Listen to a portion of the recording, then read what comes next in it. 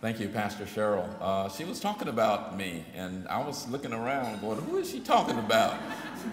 I appreciate it. It's always good when someone says something good about you, and while you're living, and you can hear it. That's pretty important too, brothers and sisters. I want to thank the Peace and Justice Center and Jacob Flowers and Janice Van der Haar and Alan and all the rest of you all for inviting me to share this with you. Also for Andy for all those great hymns of the church. I know James Brown graduated, but I'm just thinking about who's going to inherit that legacy of the hardest working man in show business. Andy, you've been working tonight. I think thank you is important because we're living in a culture now that's rapidly losing its ability to give thanks to people who are generous. And so, having said that, I would like to thank you for being in your presence. Now, here's something you all don't know. Jacob Flowers pulled me aside and he said this. He said, you know, Lou, I did ask you to speak for 20 minutes. But he said, Lou, looks like you got about 75 minutes worth of stuff to talk about. So I said, can we borrow? He said, how about an hour and a half, Lou? All right, so brothers and sisters, for the next hour and a half, just kidding, just kidding. Please don't let me test your nonviolent philosophy tonight.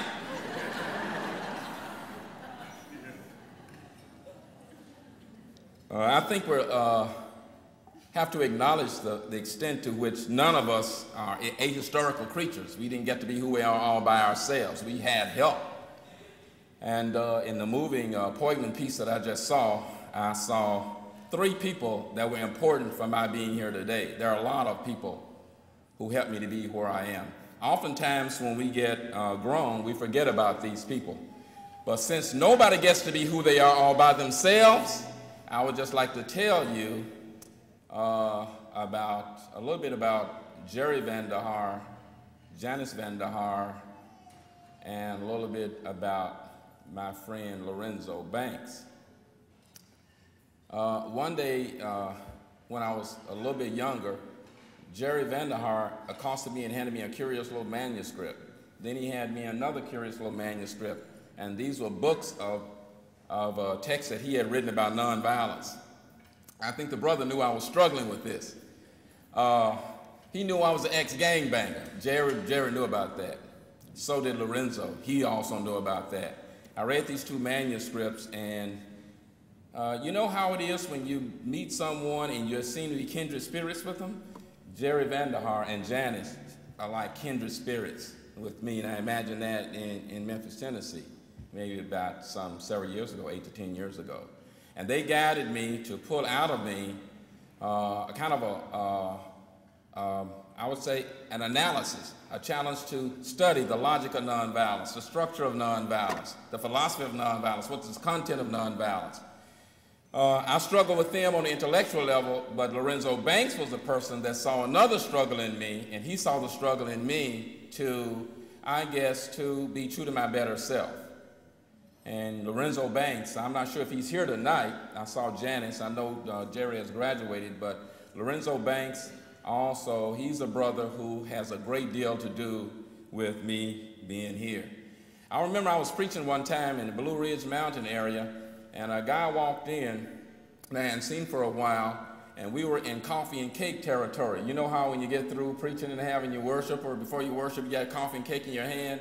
And he walked in, and a gentleman to myself said, you know, I helped that man once, and he seems to have forgotten it.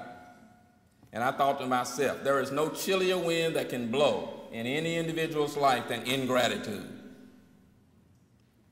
Being ungrateful for the people that have helped mold and shape us. I am acutely aware that I'm standing on the shoulders of a lot of ancestors whom you can't see and I can't see. But because I'm standing on their shoulders, I can see farther, and they expect me to go farther. That's the way it is with the Mid-South Peace and Justice Center. And one of those mentors, of course, is a man for whom this centaur was named and also birthed itself in his honor, the great Martin Luther King Jr. I always called him the great Martin Luther King Jr. because he's an example Gandhi and others, of what can happen when ordinary people take on extraordinary tasks and give themselves extraordinary commitment. A human being, to be sure. He had feet of clay just like all the rest of us. He was subject to the warp and woof of life just like the rest of us. But there's something about when ordinary people take on extraordinary commitment, then the commitment moves beyond them. Sometimes you can't see where you are headed all the time. I know there were times when he was slipping and sliding and others in the movement were slipping and sliding because they hadn't quite figured out the concrete objectives, but they still pushed on. When Jacob had us pause for the presente, I thought about the 11th chapter of Hebrews. That's a litany of faith. And here's how it reads. By faith, Rachel did this. By faith, Samson did that. By faith, Noah did that. By faith, Moses did that. Then you get on down to the chapter and say, and these died, never having received the full promise of what they searched for. Sometimes you're on a march. Sometimes you're on the move. Sometimes you devote intellectual energy. Sometimes you devote the energy of one's body in service to a cause that you know yourself may not live to see come to fruition. That's what faith is about. That's what commitment is about. If I have the time tonight, I will tell you about what it is to be organic spiritualists like you are. That's what I think you are. And what is an organic spiritualist? It is a person who combines the worship of God with the active life of the mind in service to personal redemption and public transformation of institutions. That's what organic spiritualists do. I bet you didn't know that, did you? Thank you, my brother and my sister. Yeah, I'm about to get to preaching up in here.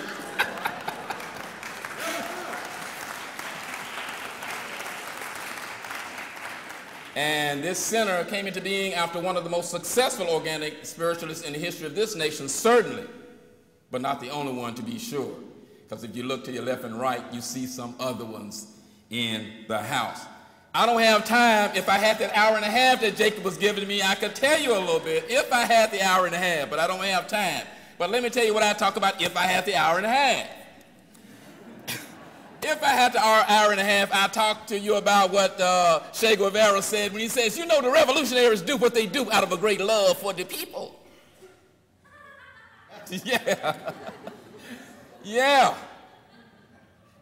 Demophilia, which means love of and love for people. That's what people who work for peace and justice do. Contrasted with demophobia, fear of, and in many cases, hatred of those people. It is impossible to do peace and justice work, as a matter of fact, existentially impossible to do peace and justice work apart from love. When Andy talked about satyagraha and ahimsa, principles of non-injury, principles of love forth and truth force, this is what Martin King called the most powerful and the most durable force in the world. Love will outlast anything. That's what we learned in that marvelous, great love letter from Paul in the 1 Corinthians 13th chapter, 1 Corinthians. I'm not preaching today, no. But that is one of the greatest love levels, and it will rival anything Shakespeare ever penned or Elizabeth Barrett Browning ever penned or Luther Vandross. Love would outlast anything. And that's why Martin said, look, I'm making a lot of decisions in the struggle of peace and justice, and the one decision I have decided to, he said, I'm going to stick to love. Now, he didn't say what I'm going to do is I'm going to stick to the hunt to find a metaphysical key that will unlock the logic of violence. That's not what he said. He didn't say I'm going to read all the books in all the libraries on the planet so I have the intellectual capacity to understand why people do behave as they do. He said, I'm going to decide to stick to love. That's the decision to stick to love. Demophilia, which also relates to democracy. What is democracy? It is the belief in people and the trust in people that they deserve the right to participate in decisions that affect their lives. That's what it is. That's what it is.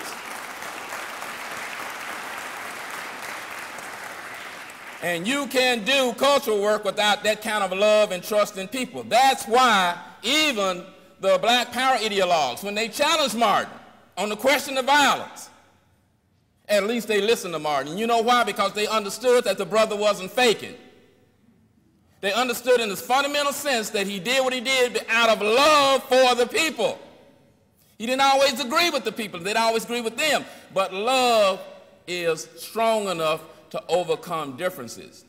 That's why when I see certain addictions in the culture, addictions which I'm also prone to myself, I have feet of clay too, just like you do, I understand the role addiction plays in axing the ability to love. I had a brother, I won't tell you which name it was. You know, I have 8 brothers and 12 sisters. And you know, love, the philosophy of love was tested several times in my family, as you can might imagine. Happened every morning we were trying to shave and brush our teeth, you see. But I had one brother who was addicted. He was a drug addict. What I understand now that I didn't understand then was that my brother was right when he said this: I'll do better next time. I won't do that anymore. I'll love you if you let me. I understood he really meant that. But I understand now the power of addiction to axe the ability to love. Because I also saw my brother force the family to have to lock certain doors to keep him out of certain doors so he wouldn't take money out of certain pocketbooks to satisfy his addiction. You understand what I'm saying? My brother was not able to love beyond the level of eros because his addiction would not allow him to. He counted. He was human. But he was in the throes of addiction, and he was not able to love. See, what I began to understand about is some of our addictions that we have in the culture, why they axe the ability to love. See, you can be addicted to violence, see. You can be addicted to it. When you become so fascinated, so titillated, so pulled into images of violence, hours of watching visual accounts of violence,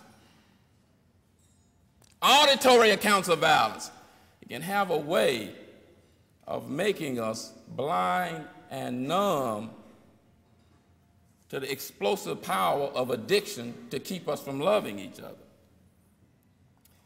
Either love is the most powerful emotion on the planet or it is not. But if it is, then we ought to be aware of the way addictions play havoc with us. Addiction to the structures of violence. Addiction to statistics about abuse. That's 12 times. Do you know how many people died in that count? Violence. Is it possible to make a film these days without 20 cars blowing up? Or 50 people getting shot? Or somebody standing there hollering, "You're the disease and I'm the cure"? Is it possible to have a movie about peace and have all of us come out and watch it and it become a blockbuster? Is that possible? Is it possible to, if we can teach violence, is it possible to break the addiction to violence? Structural violence, the sociology of violence, the philosophy of violence, the logic of violence, the violence of poverty,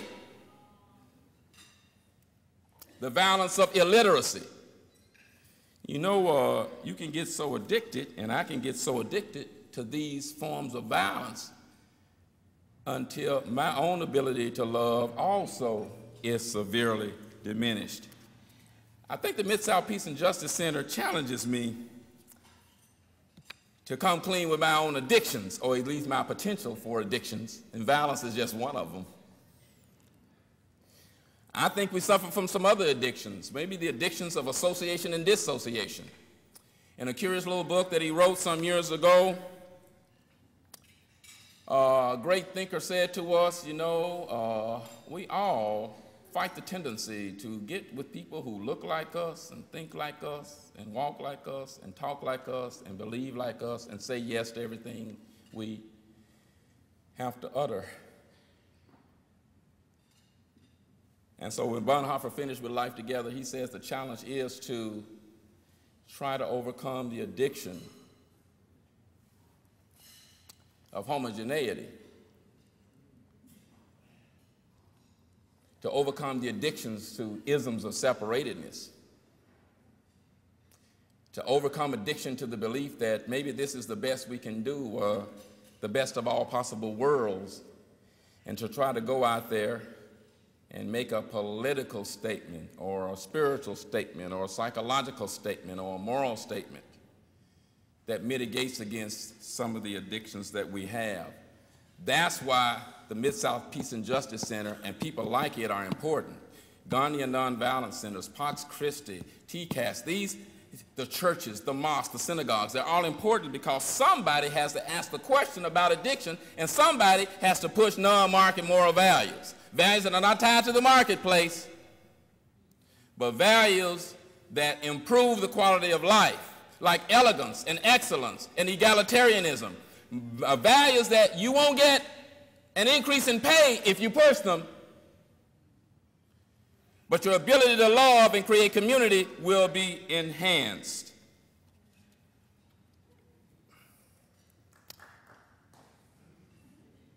You have to have three things to love like that, and I'll be letting you go. You have to have a vision, first of all. If you don't have a vision, you definitely will perish. A vision can be a goal. I say like this of a vision is that if we are teleological creatures, which means we're goal-seeking organisms, we are also vision-seeking people. Show me people without vision, and I'll show you people already in the process of self-destructing. You can't go 25 years without some form of vision. That's what we got from Martin. That's what we got from Gandhi. That's what we got from Van der Haar. Metaphysical vision, a moral vision. It may have been an internationalist vision or universal vision, but it was still a vision that was tied to some of the particularities of what we face in the society. Racism and poverty, war and violence, the triple evils that dogged Martin and hounded Martin till the day he died. He had a vision of what life would be like, his beloved community, if we would really believe in the absolute worth and dignity of all human beings. Then you could say like Martin, I ain't gonna kill nobody. Now that's heavy. Do to us what you will, we ain't gonna kill you. Drag us from your homes, we're still gonna love you. Now that takes an ability to love that has to mitigate against the addiction to violence. But you have to have a vision, and it has to be non-market moral vision. It has to not be tied to the marketplace. Then you have to have some sort of analysis that proceeds from below. Why below? Because the analysis of people with all the bombs, guns, and planes is different from the people who ain't got the bombs, guns, and planes. The analysis of people who are in the centers of power is different from the people on the margins of power. The analysis that proceeds from below are from people who are most often voiceless, unless somebody like Mid-South Peace and Justice Center speaks for the voiceless.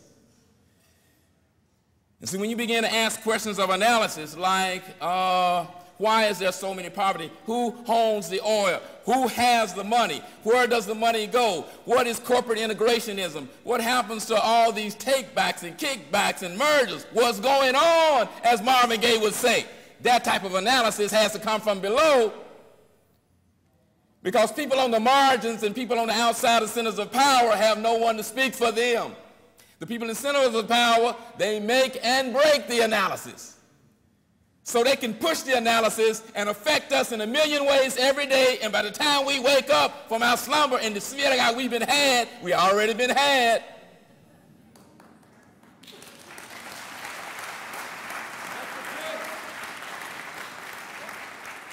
Analysis asks the question, how do we account for the state of affairs that we're currently living? And that pushes against the vision.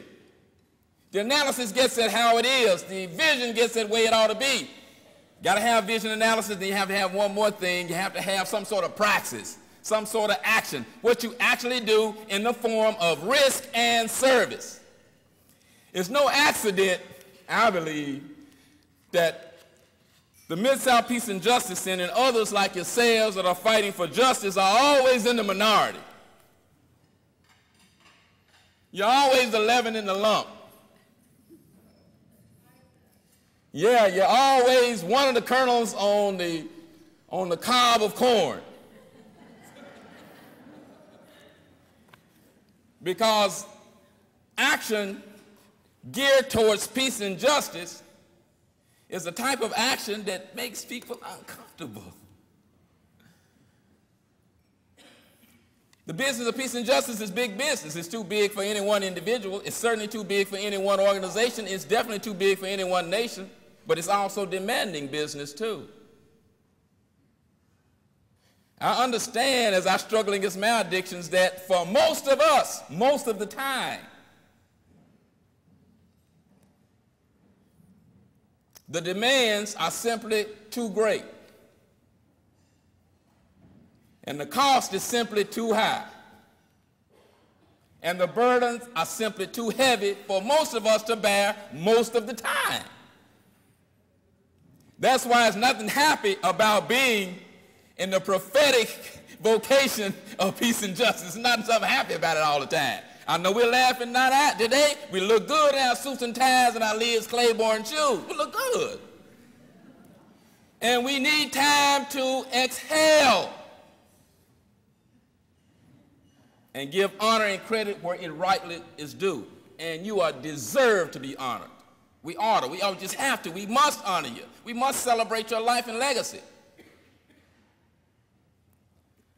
But it's hard business.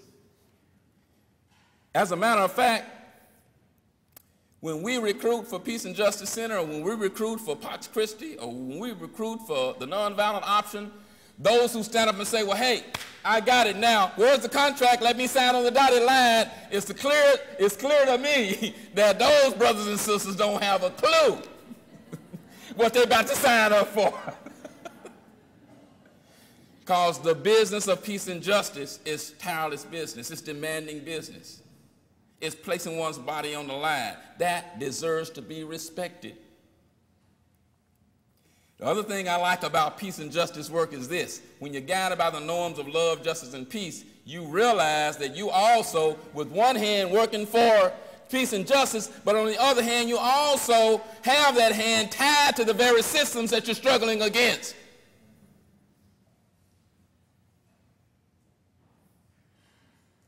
Two weeks ago, I ate the banana, and that was a political act. 4 weeks ago, I put the sugar in the coffee, and that was a political act. Today, I will pull up an Exxon and put gas in the Nissan, and that too will be a political act. As I'm struggling against corporate hegemonic power, raw-naked corporate power, I'm also eating a banana. I'm also using the sugar. I really haven't got used to that yellow packet yet, and maybe I get used to that Splenda. And I ate the banana. What am I saying? What I like about peace and justice people is that you understand, and your predisposition toward the addictions of society, that when you're working for peace and justice, you never do so from a position of self-righteous arrogance. You do so from the position of speaking truth to power with humility, and you always accent those who are suffering, because you understand that the starting point of any ethic is allowing people who are suffering to speak for themselves on their own terms and in their own ways. And you understand that the test of any ethic is what you teach it to your children. And you understand you get tired. That's why you need to pause. And you need to rest, and you need to refresh yourself. And that's why that takes many people working on many different fronts to deal with the issues of injustice. And you do get tired sometimes. I remember when I was pastoring in Washington, D.C., we were pastoring in an area in southeast Washington called Anacostia, and they were infested with raccoons. And raccoons, not rats like New York, but raccoons. And it was one Friday night, a raccoon lumbered up into our backyard, and my son was there. He said, Dad, there goes a raccoon. We said, well, we'll get this raccoon. Watch your dad. I'll show you what to do. It's a raccoon. Hook up a hose to the water hose. Turn it on full blast. That raccoon stood up and shot out that backyard, down that alleyway, and I said, yeah, I think we got it. Looked out there 5 minutes later, he wasn't there. I said, I think we got him, son. Looked out there 7 minutes later, there he comes ambling back on up. I said, okay, son, this time we're going to give him the full blast. So we gave him the full blast with that water hose. And this time, he shot out and ran and didn't even get all the way down the alley. He turned around, and as if he had tremendous Herculean intellectual powers, he figured out that we were wusses, and he started ambling back again. I said, give him the full blast, Don. He turned it on, and that raccoon stood up and hissed. He said to me and my son, look, you got some food on that porch, and I'm eating that food, and there's nothing you can do about it. Let me tell you, when you're doing peace and justice work, you need a raccoon's kind of commitment. Brothers and sisters, keep the faith.